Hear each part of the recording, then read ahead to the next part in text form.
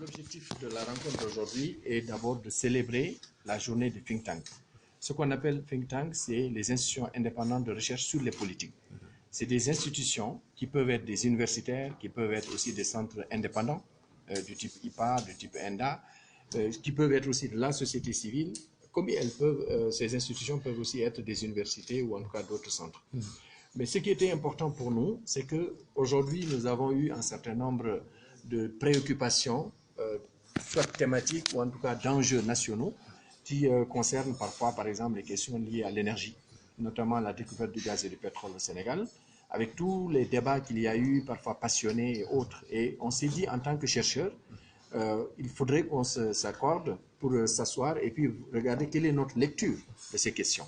Et aujourd'hui, il est heureux que l'ensemble des réseaux qui sont intéressés, en tout cas des centres de recherche indépendants, qui ont estimé nécessaire de se retrouver, nous avons réalisé avec l'expert Farindaou une étude scientifique pour faire le point sur l'état du débat actuel.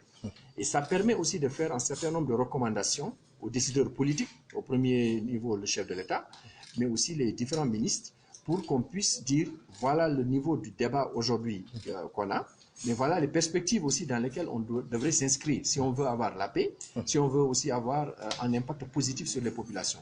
Parce que tout le monde sait que nous avons une fenêtre d'opportunité. Une fenêtre d'opportunité, ça se referme. Donc c'est une opportunité pour le Sénégal de tirer profit justement de ces ressources, mais en pensant aux générations à venir. Je crois que l'État a pris un certain nombre de décisions qui sont courageuses. Maintenant, en tant que chercheurs, nous identifions un certain nombre de questions. Par exemple, si vous regardez aujourd'hui l'impact sur la pêche, on se rend compte qu'il y a actuellement plus de 600 000 personnes qui s'adonnent à la pêche.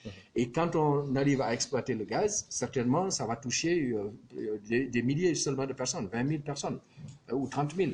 Mais comment faire pour que l'impact ne soit pas très négatif et que le fait que l'État dispose de ressources, ça serve aussi à ne pas oublier disons, des fonctions qui sont essentielles. Par exemple, nourrir les Sénégalais, l'agriculture, l'élevage, l'impact aujourd'hui sur l'horticulture. Vous savez, par exemple, à Kayar, c'est l'une des zones les plus productives en matière d'horticulture, en tout cas de maraîchage. Comment faire aujourd'hui pour que la découverte du pétrole et du gaz, en tout cas du gaz à ce niveau, ne délaisse pas les activités agricoles, qui sont aussi des activités génératrices d'emplois, mais aussi de revenus pour les populations. Donc c'est autant de questions qui sont posées, y compris bien sûr les questions de gouvernance.